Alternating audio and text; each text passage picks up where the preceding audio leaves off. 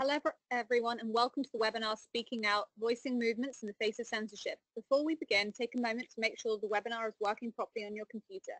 We should begin in just under 10 minutes.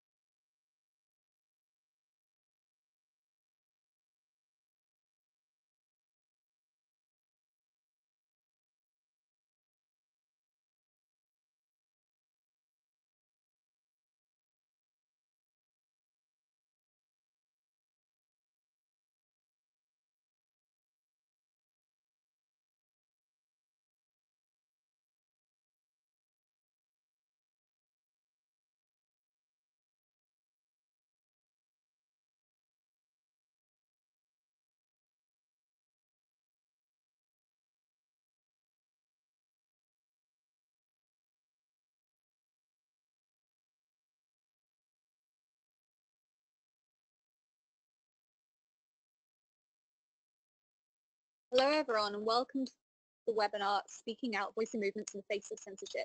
Before we begin, take a moment to make sure that the webinar is working properly on your computer and device, and we shall begin in about 6 minutes.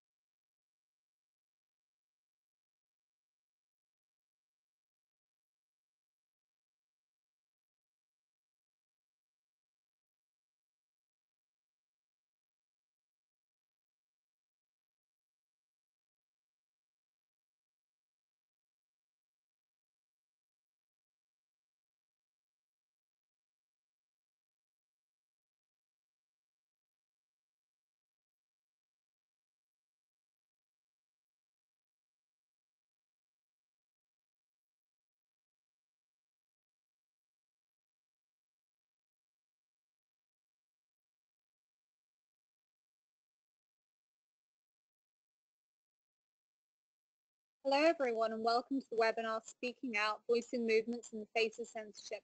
Before we begin, take a moment to make sure the webinar is working properly on your computer or device. We'll begin in a few minutes.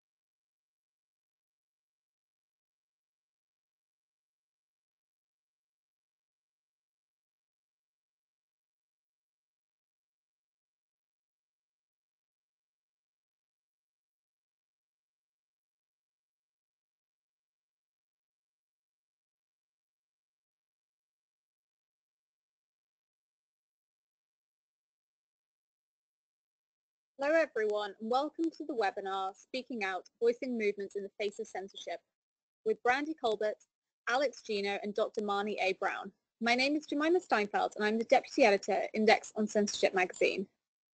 For those of you who are unfamiliar with Index on Censorship, we're an award-winning quarterly magazine themed around free speech. We were founded in 1972 and have since then published both oppressed writers around the world, such as the historian Mosul I, who has been reporting from Iraq on how history is being destroyed by ISIS, as well as high-profile writers who champion free expression, such as best-selling authors Margaret Atwood and Ian Rankin. The magazine is part of the wider organization of the same name, which, like the magazine, is a non-profit that campaigns for and defends free expression worldwide through advocacy, events, and other measures. It's a pleasure to be chairing this event today as part of Banned Books Week.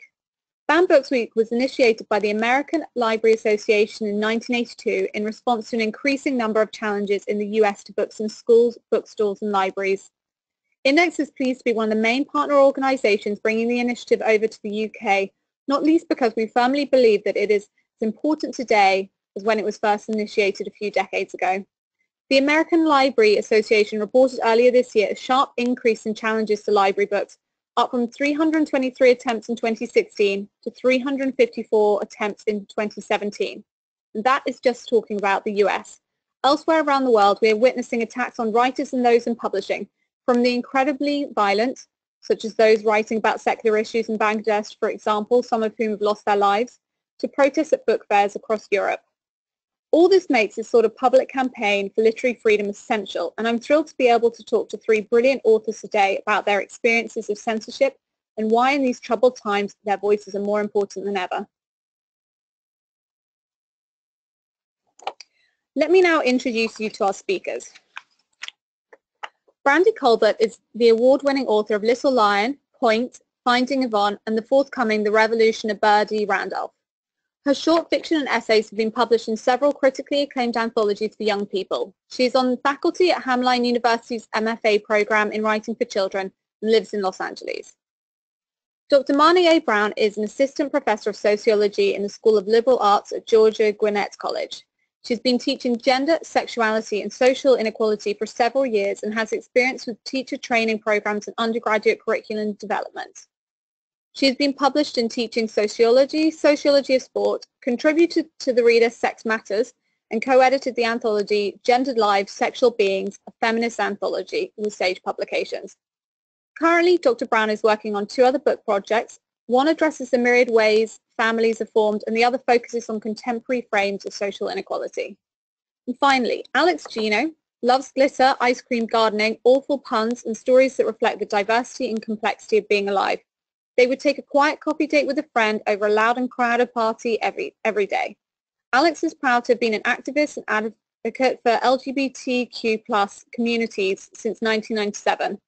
Born and raised on Staten Island, New York, they now enjoy living in Oakland, California. Alex is author of middle grade novels You Don't Know Everything, Jilly P, and Stonewall Award-winning book George. This 1-hour webinar will be recorded and archived for future viewing. We'll be sending out a link to view it and to assess the slides to all registrants in the coming days.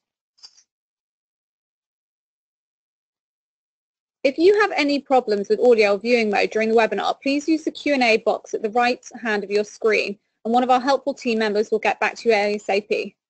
About 20 minutes from the end of the webinar, we'll have some time for Q&A from attendees, so please use the Q&A box to ask any questions to our speakers throughout the webinar. Please also take note of the webinar hashtag, #SageTalks, which is capital Sage and capital T Talks, and feel free to ask questions or leave comments on Twitter with this hashtag. Without further ado, let's get started. I want to kick off by learning more about what made each of you want to, quote unquote, speak out. Alex, do you want to start? Sure. So when I was growing up, there were not any books with trans characters for kids. There weren't any books with gay characters for kids, really. And probably the first, I would say, 1,000 times that I had any contact with any notion of transness, it was either a joke or an insult. And so being someone who liked reading when I was around 10 more than any other time in my life, as an adult, I said, well, why don't I try writing a kid's book? And why don't I try writing the type of book that it would have been really awesome for me to see? And not that the book is autobiographical and we're very different people, but it was really valuable to me to be able to provide the tool that I didn't have.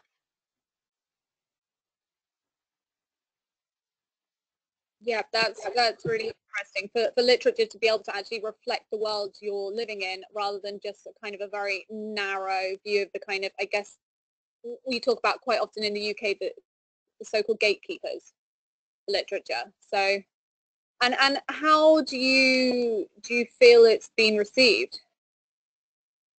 The reception has been extremely positive in a way that I could not have made sense of when I started writing the book.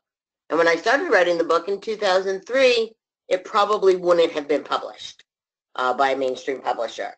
So there has definitely been a change in how culture is receiving talking about trans folks and talking about trans children in particular.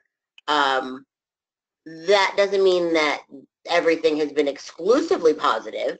There certainly are challenges and bannings, but mostly when it happens, at least what I hear about is more people upset that it happened than people agreeing with it. We'll dip more into the kind of the negatives that you've had later, but I want to bring in both Marnie and Brandy at this stage too. So I thought I would ask the same question. How about Brandy? You've also written books that kind of deal with stories that haven't always been circulated. What kind of made you want to write these stories?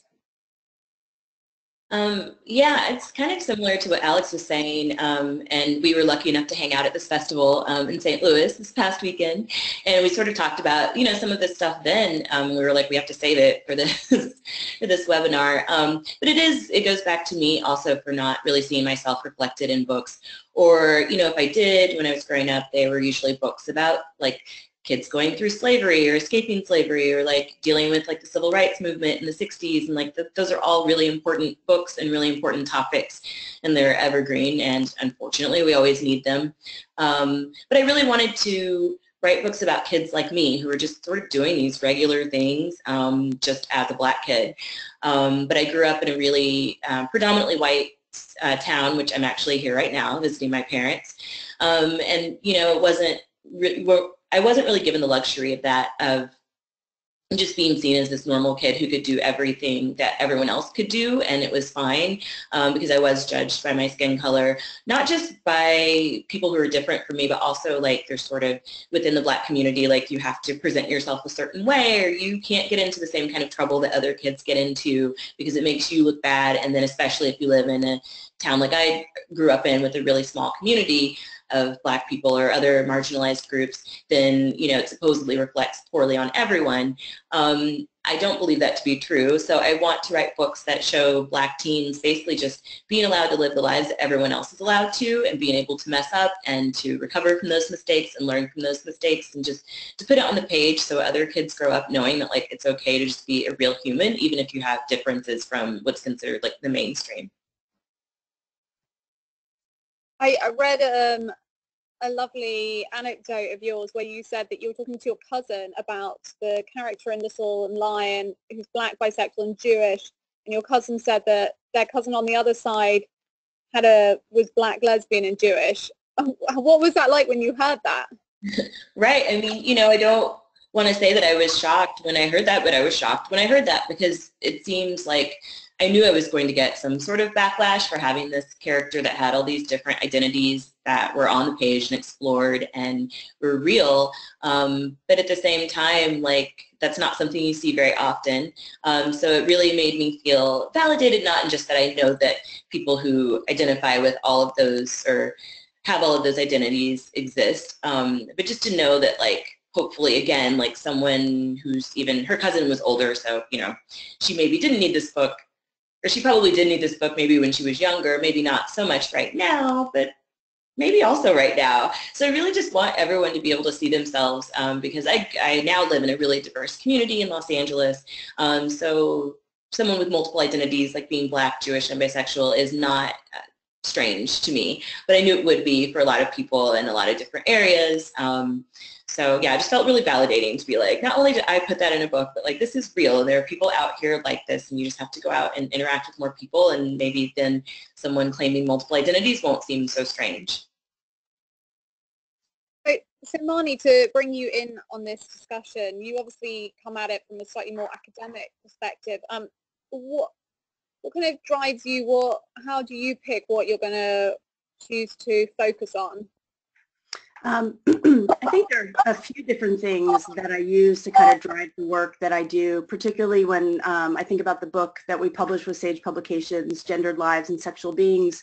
One of the first things is I live in the South, and working in the South, being a feminist or engaging in feminist practices is considered a bad thing. It has a lot of backlash associated with it, even though most people don't really understand what it means to engage in feminism, and feminism can be expressed in a myriad of ways. So something that has really kind of called me to doing this work is getting college students to not be afraid of engaging in gender equality and talking about the way feminism can better their lives and help their lives and kind of dismantle patriarchal power and privilege. And like I said, I think it's pretty important in the South because there is a lot of conversation here about what gender equality looks like. And, you know, of course, it doesn't look the same for everybody because of intersectionality, depending on your race and your class and your gender expression and your sexual identity. So really trying to give students the opportunity to see the multiplicity of feminism and feminist practices, and to not be scared of what many of them call the F word, and to be willing to read feminist material with an open eye, to understand that men can also be feminists, and that not all women engage in feminist practice, and that's okay, but for them to have a better understanding of kind of the history of feminism and the way that it can be used in their own personal lives. So in terms of, Alex, you said that when your book was first published, you didn't think that your book could be published in 2003. And that whilst you've seen some negative things since then, you've also seen some positive. What do you think has changed since then in what, the kind of 15 years? I would even go so far as to say that it's not just that I don't think the book would have been published. My editor doesn't think the book would have been published. It would not have been published in 2003. Because the U.S., I mean, there's always a range of thoughts at any given time going on in a culture and a range of beliefs, but as a whole, we have seen a shift on trans issues in the last 5 to 10 years, where we now have kids who are queer and non-binary and aware of themselves in not just high school but in middle school, and they're kids who are aware of their genders when they are old enough to speak and are being listened to in a way that folks my age by and large just simply weren't.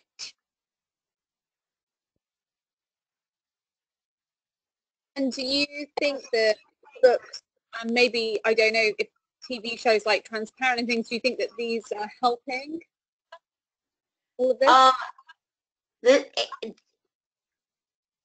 It's not a linear process, so they're furthering the conversation along.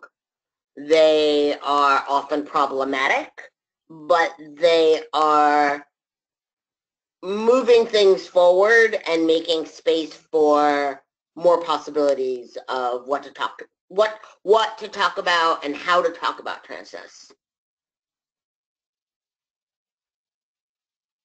And Marnie, you were speaking about the F word and trying to make people, you know, embrace the term more, and especially you were saying men as well as maybe some women who haven't previously felt comfortable with it. Do you think that we've obviously got this context where more books are being banned, you've got Donald Trump as president, but then you've also got Me Too. Are you seeing positive change overall, or like, how do you feel kind of today? It's an interesting question. I've been teaching for about 10 years now at the collegiate level, and I have definitely noticed students' willingness to talk about issues of social inequality or injustice, or the ways in which they've been racialized, or that they've come to learn gender. There's been a shift in their willingness and ability to talk about these different subjects. When I first started teaching, Barack Obama was president, and there was a different feeling in the college classroom in terms of ways in which we were going to talk about race or invite race into our conversations, ways that we were going to acknowledge intersectionality and the power it has in showing interlocked experiences. And that was wonderful because I think it gave students a platform they maybe didn't have before. But I have definitely noted since Donald Trump has come into office, there's much more divide in the classroom in terms of conversations, particularly around race and gender. So I have a lot of white students, and it's probably not a surprise to some of you, that really struggle in making sense of white privilege and the different advantages that they've had throughout their life, especially if they haven't had class advantage. So they feel that their class really speaks to their access to opportunities or lack of access as opposed to their skin color. And, you know, prior to Trump, the students that felt this way, they weren't as loud in the classroom. And now they're much louder, they're larger in their groupings, and I think unfortunately it's forcing me to do much more facilitation versus kind of advancing the conversation. So I would like to think that with time, you know, we kind of go through ebbs and flows in terms of administration and the way in which we talk about these subjects in the college classroom. But right now it feels more difficult than it ever has before, particularly from my white, cisgender, heterosexual Christian students. They feel attacked in the classroom, and that now is their opportunity to let others know that they too have been disadvantaged. And they think their disadvantage is similar to those students that don't identify as cisgender or identify with a racial minority or a sexual identity minority. There's much more divide in the classroom now. Okay, so not feeling totally positive about where it's headed at the moment. Yeah, I mean, I don't want to be pessimistic. I mean, one of the wonderful things about going to college, particularly a liberal arts college, is that you're challenged to think outside your box and to try to empathize with other people's experiences, whether it's through literature or archives or videos.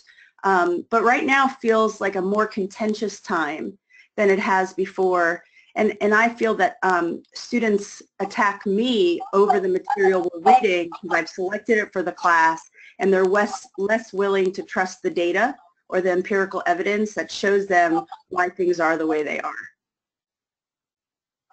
Brandy, how are you feeling with the kind of the subjects that you take on? Do you think that there's been positive change in the last few years with how the conversation is progressing? Yeah, I mean, I think it sort of goes back to what Alex was saying earlier, you know, when they talked about the show Transparent. Like, I think the more books we have with main Black characters, especially written by Black authors, that it's becoming more acceptable to sort of take on all these topics. The problem is when you only have one, you know, book a year about a Black kid, or one book from each publisher, you know, from each big 5 publisher a year, and it's like, okay, then that seems, again, like it has to speak for the whole Black experience. So I guess I've never shied away from writing these controversial topics, obviously. And when my first book, Point, came out in 2014, there definitely weren't as many Black authors in this space writing about Black characters. And I think like there almost sort of was this expectation that you were going to write this particular character. So I'm really glad to just see all the different books out there representing, you know, different types of Blackness. And yeah, I don't know if I feel like it's any easier for me, because I just sort of was always going to write these books anyway, as long as someone was going to publish them. But I think that, yeah, the more books that we get into this conversation of Blackness and like different ways to be Black. I'm even in this anthology coming out in January called Black Enough, and it's just several, probably over a dozen stories by different Black authors, and they are all, I haven't read it yet, but I know they are all so different, and I think like that's just a really good way to sort of bridge acceptance for these different and these more difficult topics, especially that I'm exploring. And because this is about banned books and censorship, you know, what kind of pushback have you had, and who's done the pushback? Like, is it authors, teachers, parents, the publishing industry?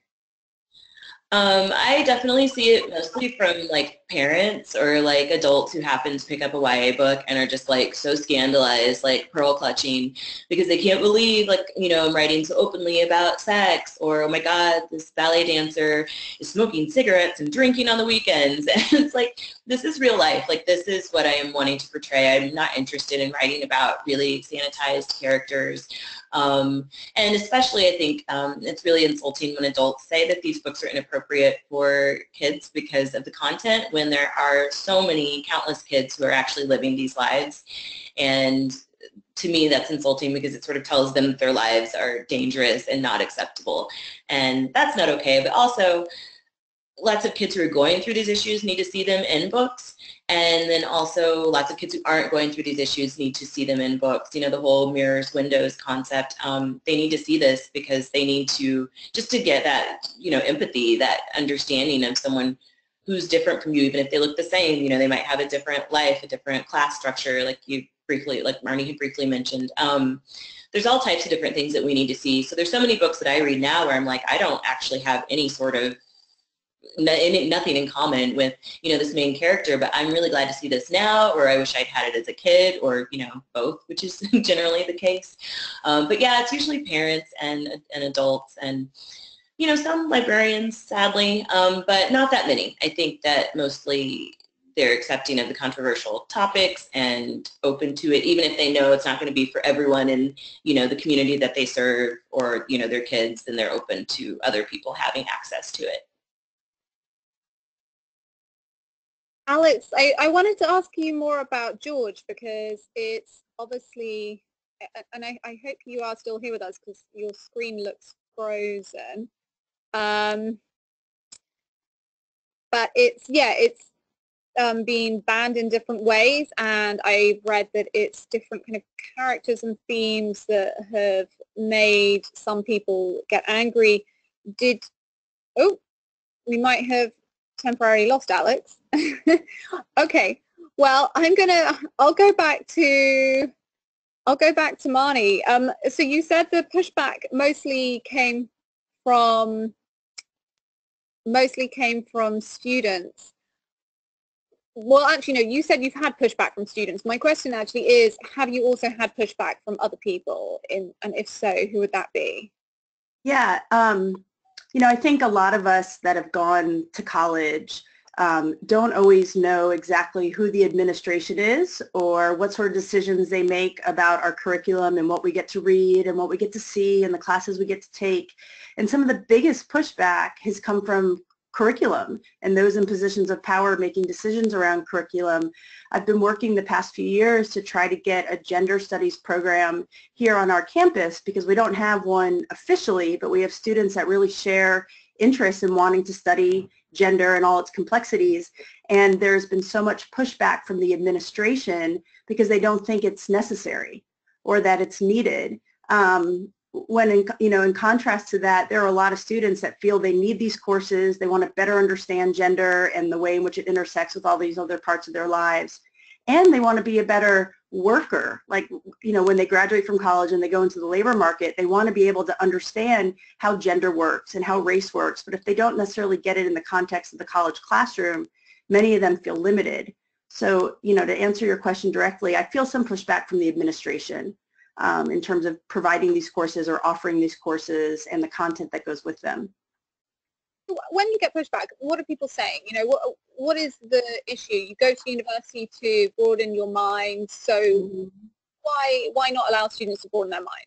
Right. So I think the pushback is similar to where we see pushback around courses around race or conversations around race, and that is, why do we need this?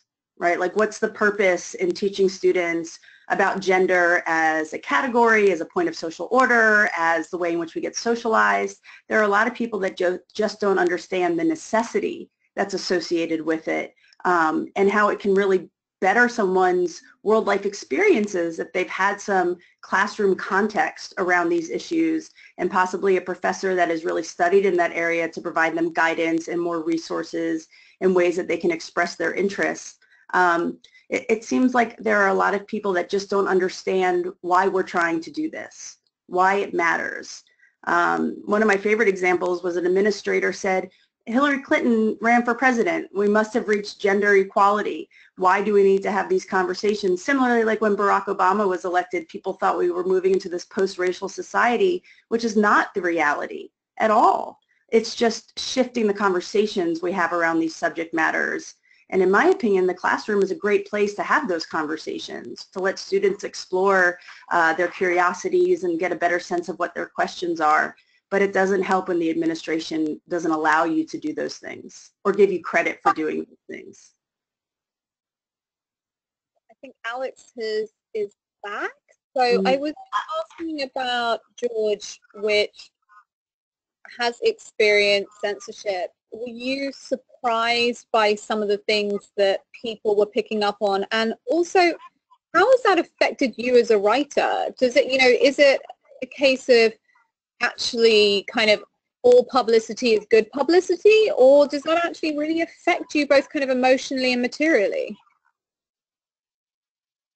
That's a lot there. And I also want to tag on to what Brandy was saying about parents. Parents are afraid to have conversations where they're not the experts.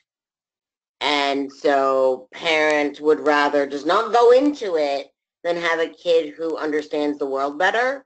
And the problem is then you get people like Marnie's got, where you have adults who don't understand the world.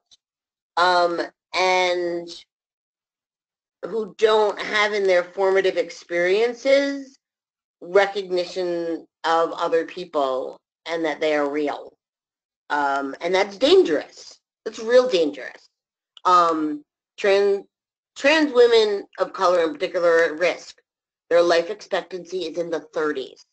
I'm not joking. I'm not making it up. It's scary, and it's because people don't have access to information, because people are afraid of not being the expert. So to answer your question, which was how, like what are people picking up on and how has it affected me? I knew that the book was going to have pushback. There's been less pushback than I was expecting based on how I grew up. And there's been more pushback than I was expecting based on how I grew up. But people will comb through it so that they don't have to say it's about the trans thing. I have gotten called out on the fact that the main character in my book has teen magazines, and her older brother calls them dirty magazines. And at one point, oh, I thought you had porn in there. And that's the reason to get rid of the book. Or one of the actual complaints was that I mentioned tampons, which is a hygiene issue. And that is body shaming to half the world that menstruates. But none of that would have been found if they weren't looking for something. And if they were afraid that it wasn't going to be PC to say the trans thing, they were going to find whatever they were going to find. So I could sit here and take apart my own writing and try to make it perfect so that that person is satisfied. And in the process, not to give the book to the kid who needs it in the way that they deserve to have it. So I'm not going to play that game. You do your thing, and it's not like it's a win to be banned or to be challenged. But at the same time, it is true that once you tell someone not to read something, they want to know why not. And a lot of other people want to know what the big deal was. So yeah, to be perfectly honest, where my book has been challenged, I have had more sales. Yes. Not a win, but it's true. Do you ever find that you kind of become more like a voice for a movement rather than a voice as part of a movement? And is that a nice thing, or is that quite a big kind of crown to wear? I kind of sometimes outward like it's. I'm not the only trans writer out there, to be clear. However, there's a lot of people who are not getting their voices heard. So in a lot of ways, people are seeing me as speaking out for trans folks. And it is going to be changing soon, but the middle grade books that are written about trans characters are almost exclusively written by cisgender people. So no, I don't feel like I'm around peers when I'm talking with other authors who write about trans stuff. But I do have other advocate writers who are my friends who are who are dealing with different marginalizations. And so we're able to talk about what it means to be written about instead of to write about ourselves.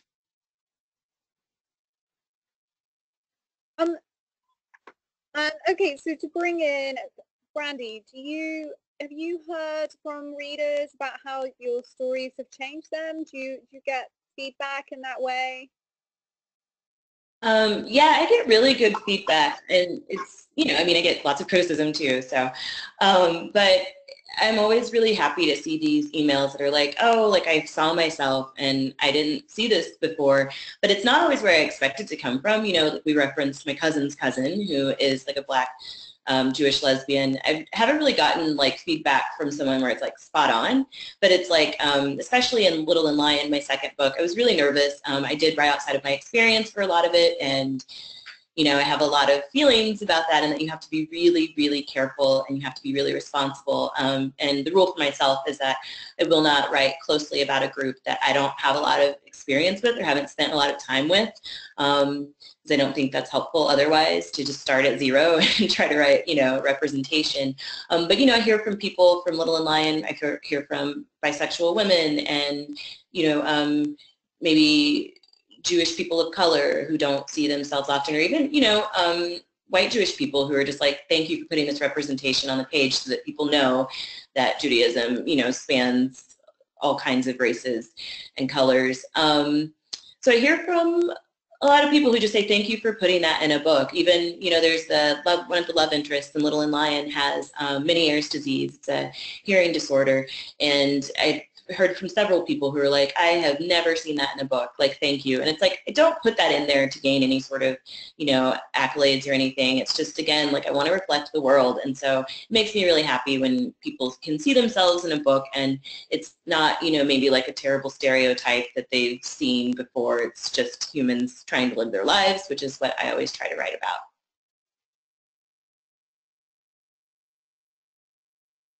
And Marnie, what about yourself? I'm guessing that for all the people who might be uncomfortable in the classroom, you must get some amazing feedback from students whose lives you change, and yeah.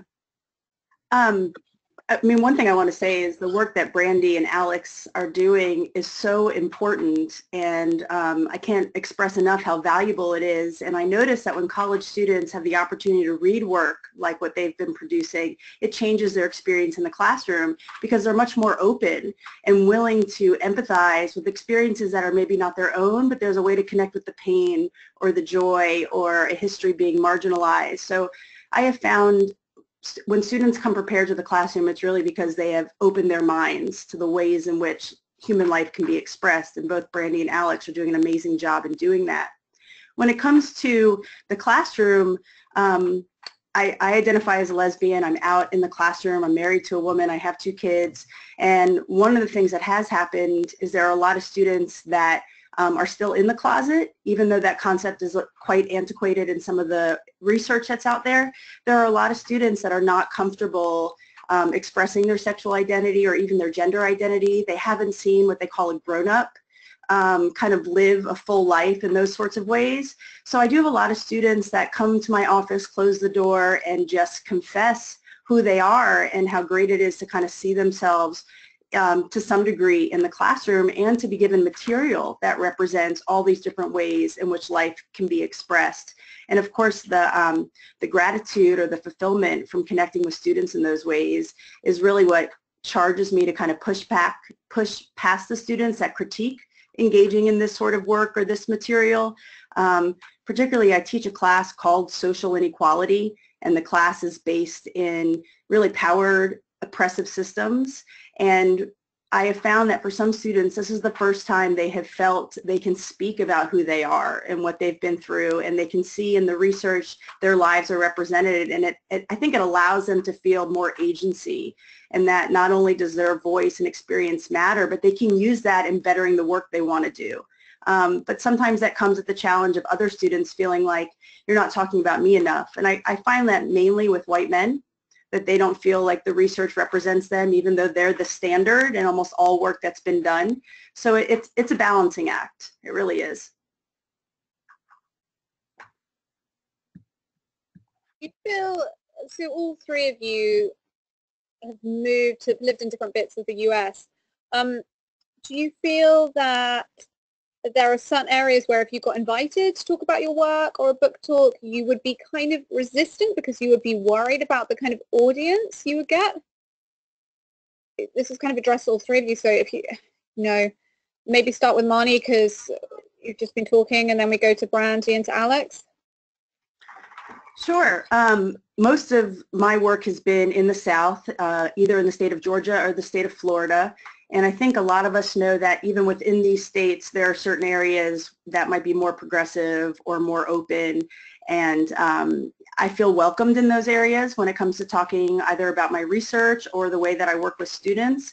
But I've also been asked not to speak if I have, suggested myself for something because my perspective is too feminist or it's too leftist or this is not, what it is that we want to hear. In fact, I was invited by a nonprofit group to come speak about gender diversity, and within 10 minutes of my talk, they asked me to stop because they didn't feel this was a necessary conversation. So I think location and context makes a really big difference in terms of the way in which your work is received and the receptiveness of others to who you are presenting the work as well, because you as the presenter, your presentation also shapes the way in which the material gets interpreted and understood. And that plays a very large role in terms of where you can do this sort of work, where you can speak, where you can talk about your work, where you can engage in questions, where you can invite people to share their experiences. Not all communities are the same.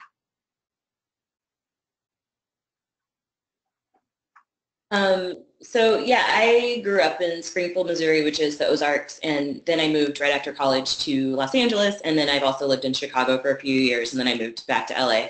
So most of my experience is in the Midwest, and then the West. My family is actually from the South.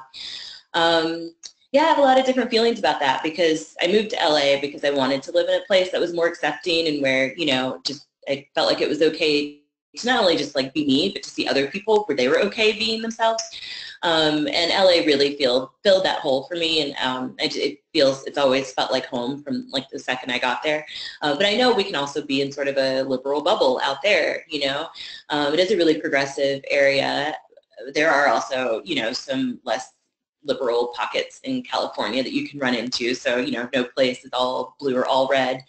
But yeah, I don't know. I wouldn't say hesitate, but I do get a little nervous when I get invitations to and this has only been coming more recently, but invitations to festivals like in the South. Not because I want to stereotype a region of the country any one way, but I do think maybe sometimes there is a resistance to these conversations and a defensiveness that comes about, like Marnie had mentioned earlier, especially regarding class. The area that I'm from, the Ozarks, that is a big conversation. It's like, well, these people aren't better off than me because I grew up, in poverty or this and that. And that's not the case with everyone here, but yeah, it can be a little difficult to, I guess, go into an area that you're not as comfortable or as familiar with. And it's not that you have to necessarily tweak what you're saying, but again, like Marnie said, like maybe you're not as accepted or they don't want you to talk about it. And it's like, but this is what I'm here to talk about. This is what I write about. So I don't know, I haven't experienced doing like pushback yet in these areas, but I also had to sort of push back on myself and say, don't be nervous to go to this area, to this festival, in the South or whatever, because there's lots of people there who need to hear what you're going to say, even if they don't like it at first. And there's lots of people who are there who want to hear, what you have to say too. So I think I strayed a little bit from the question, but yeah, those are sort of my experiences with living and sort of moving around in different parts of the country.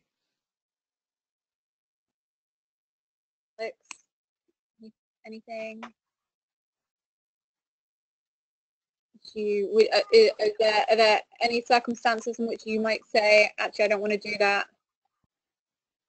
Are you asking me? Yeah. Oh, I'm so sorry.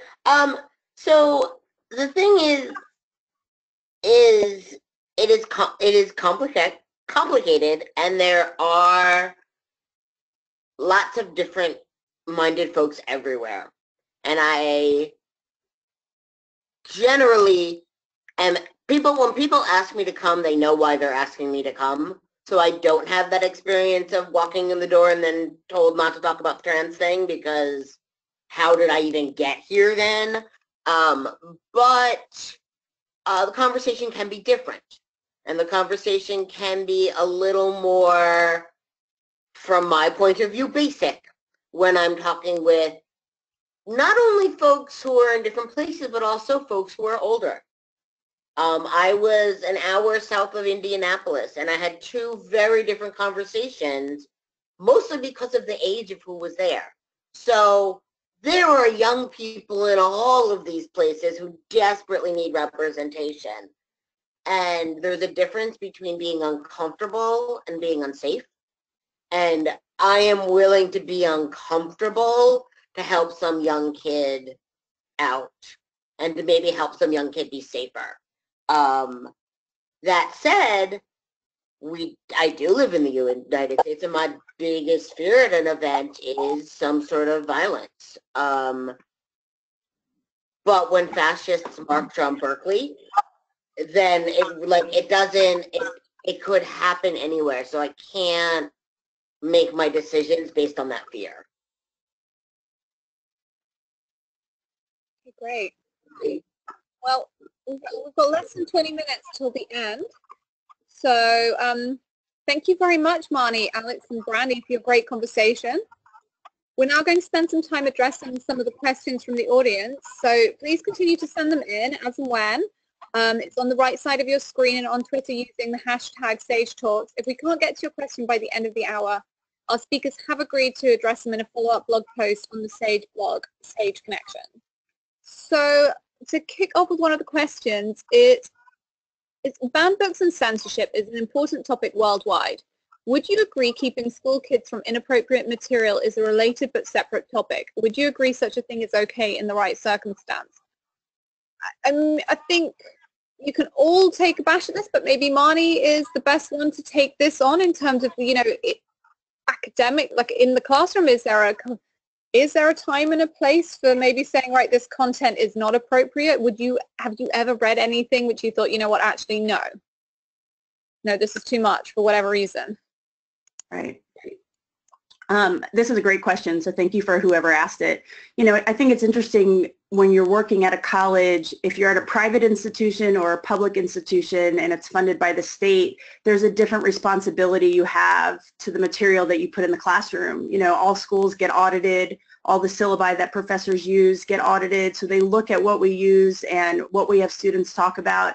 And I'm often worried that I'm pushing students a little too close to the edge in terms of some of the material, but then I know it's something that they need.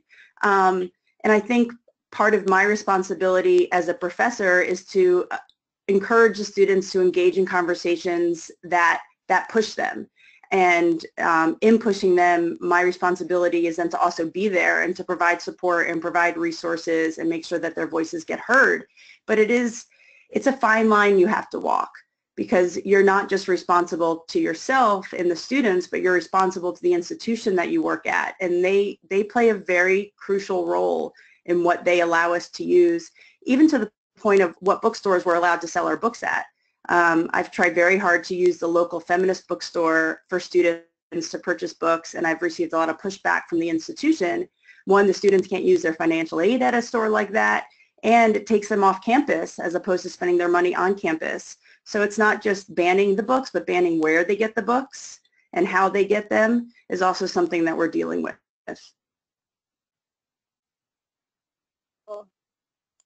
Sure. I mean, I always think it's kind of funny personally, when I was growing up, every single time a book got banned or had a controversy, I wanted to read it. I mean, I couldn't wait to kind of get my hands on Judy Blume. So I think she was kind of an anthem for all me and my friends. So, what about Brandy and Alex? Do you kind of feel that these bans that, Alex, you said that with your book it's actually potentially helped, is it completely futile banning books, basically? To be honest, I think that focusing in a conversation on banning, focusing on what can you ban is a bit of a decoy, because I think it's case specific.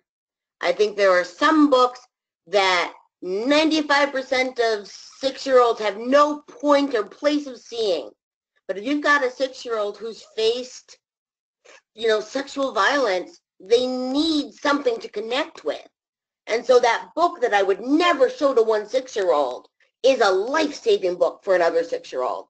So I think focusing on drawing the lines in the sand is playing their game. And I would rather see the folks who are, I would rather focus on who can we get the right information to and how can we make the access appropriate. And I know that's highfalutin because there are certainly people on the other side who are ready to just chop my book down for anyone under 6th grade and maybe I should just play fire with fire, but as a writer, that's just not my job. Yeah, I mean, I agree with everything that Marnie and Alex said. And also, I always go back to the part, I just think inappropriate is such a broad term. It's really hard to pin down, like Alex is sort of saying. But also, I always go back to kids know what they're ready for and what they can read in that moment. I remember as a little kid, I loved to read anything I could get my hands on. And, you know, sometimes I was around books that I probably should not have been picking up. But I would pick it up, I would read a little bit, and if it made me uncomfortable, there was just some voice in me that was like, you're not ready for this yet, girl. And it was like, fine. So I just put it down. And I really think, you know, to not assume that children and teens still have that instinct today, I think, again, goes back to like, that's insulting to them. They're human beings, and yes, their brains are still developing, but like they know themselves better than anyone else, and so they know what's right for them and what is considered appropriate or inappropriate to them.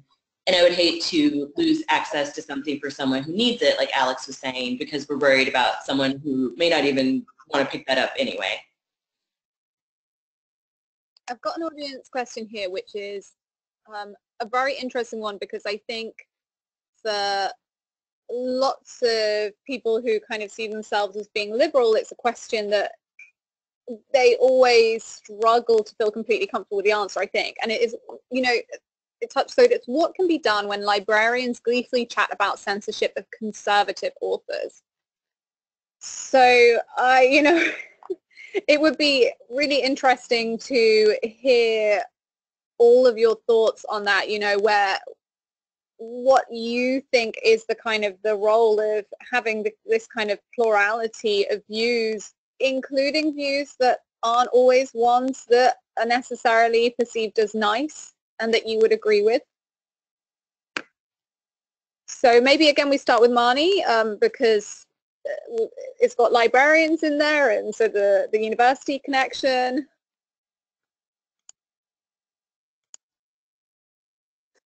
So I'm thinking about this particular question in terms of who gets to censor and what is it that they censor, and not all of us are at the table creating censorship.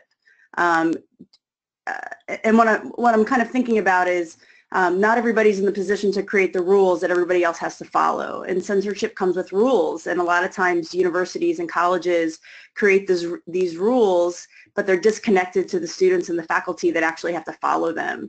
And that can be really problematic because a lot of times rule makers, what I say to my students is they're not in the trenches. So they don't really know what it is we're going through, but they've created these policies and rules that we have to follow, including what gets banned. And to me, it almost seems unfair because if we're going to have conversations about what needs to be banned, we need to have a very wide audience a part of that conversation as opposed to just a select few that are oftentimes making rules that just represent them, and then that disadvantages everybody else. And I even think it's the case when it comes to research. You know, prior to the Trump administration, as a social scientist, we had access to all different ways we could do research, particularly when it came to studying health in the trans community, studying biracial families and children. And with Trump in office, he's kind of banned what sort of work we can do and where our money's coming from. And it feels unfair because it's silencing voices and experiences that need to be brought to the center of research in the first place. And now we're marginalizing scholars that want to study these communities and engage with these communities in order to bring them into the classroom. And it's really it's problematic because these are arbitrary rules and they don't work for everybody in the same way.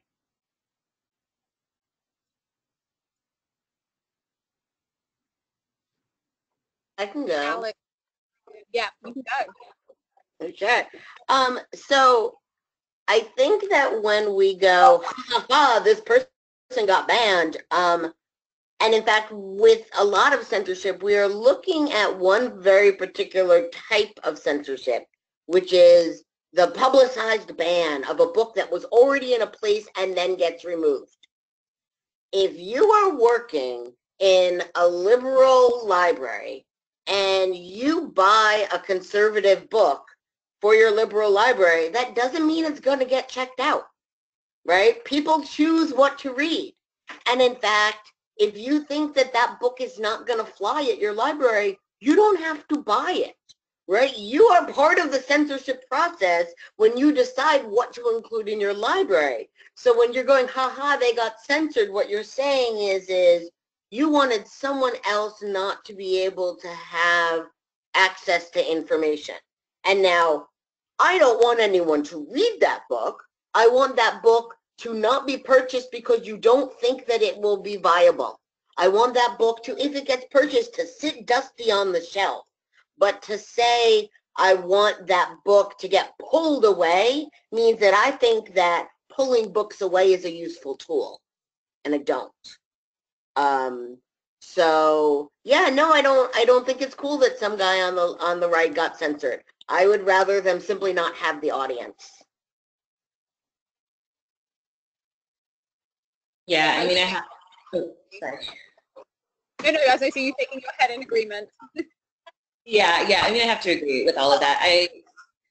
Especially coming from a place where, like, I do know a lot of people with conservative viewpoints, and they sort of have, like, their different views on some stuff is acceptable and some stuff isn't. And I don't know, it's really hard to just take a hard ban on that and just be like, this should not be there. Like Alex said, I just wish that there wasn't an audience for it, so that these books weren't being published, or these, contracts weren't being given out until there's a huge stink on Twitter, or on Instagram or something, and then they pull the contract, or then they stop the book in the middle of production. Well, it's like, how did we get to that point in the first place?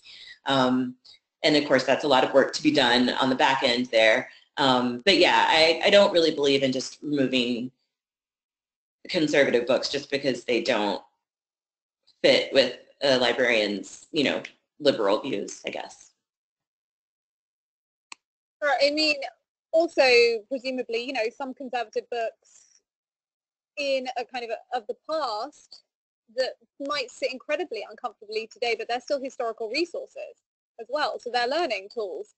And so to take them away, I mean, I don't want to see Mein Kampf much like other people, but it is an important thing to be able to know what was in there and what came out of it. Well, yeah, if I could even say, recently, we've been seeing about, like, the Laurel Ingalls Wilder books, the Little House books, and those were huge in my childhood, and I loved them, and I still have all of them packed away somewhere. I didn't even realize until recently that they had a illustrated blackface scene on them, and that was just shocking to me when I saw that online. But I don't want those books pulled. I think it's fine that her name was pulled from that award. That's kind of getting into another conversation. But I don't want those books pulled from the shelf. I want to be able to say, like, hey, look, people used to think this was okay, and it wasn't okay then, and it's still not okay, but, like, here's a record of it, and here's how far we have come, and here's where we still have to go. Right, and I would like to see other books promoted instead, right? Like, so you don't put the Laura Ingalls Wilder book as like that, here's the cool book. You put up other books that when someone says, hey, I read Laura Ingalls Wilder, these books are here too. So that you don't, you can use what's already out there to introduce folks to books that have different perspectives in them. We've got 5 minutes left, so if there are any more audience questions, please do send them in, and we'll hopefully be able to get to them. So just to pull you in on that, back on that question, Alex, and your point just then, which books would you, in the last few minutes as we wrap up, would you like to see get more promoted at this moment in time? Lots of them. One of my favorites of the last 5 years or so is Unidentified Suburban Object by Mike Jung, which is a book about a kid whose parents are from Korea and they don't want to talk about it.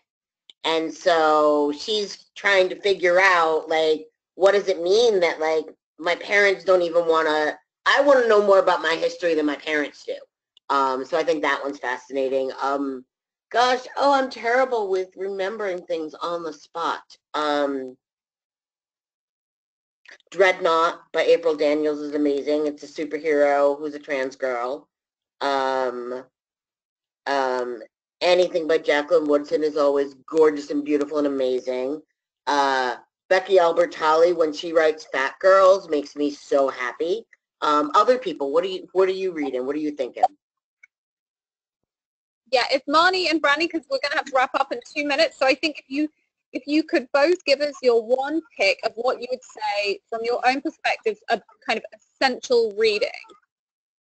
I would say Piecing Me Together by Renee Watson. It came out last year. I just think it's such a great look into a Black girl living, in sort of like a predominantly white town, and just sort of demanding that she be seen as human and not just for the size of her body or the color of her skin. And it's also really beautifully written, of course.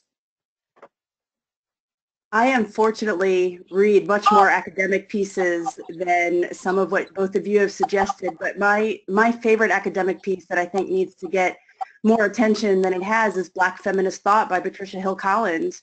Came out in the 1990s. It really complemented the work that Kimberly Crenshaw was doing in the legal field, but Patricia Hill Collins did an amazing job of showing how gender, race, and class exist in an intersection, and depending on where you fall in that intersection, it's going to shape your access to opportunities. And she ties it so nicely to experiences in family and in work life. So I'd love to see more people engage in that sort of scholarship. Brilliant. Well, thank you for chatting, and I think that is about all we have time for today. Thank you everyone who has joined us and has listened in. I want to say a special thank you to our speakers. All your points were fascinating. I feel that we could have gone off in so many different ways, and we were constrained by the hour and the topic, but I think it was a brilliant beginning to make everyone think about these things. I also want to say a very special thank you to Sage for organizing this event today. In the coming days, please be on the lookout for an email that includes a link to view the entire webinar and slides, as well as answers to some of the questions we did not have time to get to today, and for any other ones if you want. Please stay connected with us on the blog, Sage Connection, for information, and look out for upcoming webinars. Thank you very much, and have a good day for everyone in all your different time zones.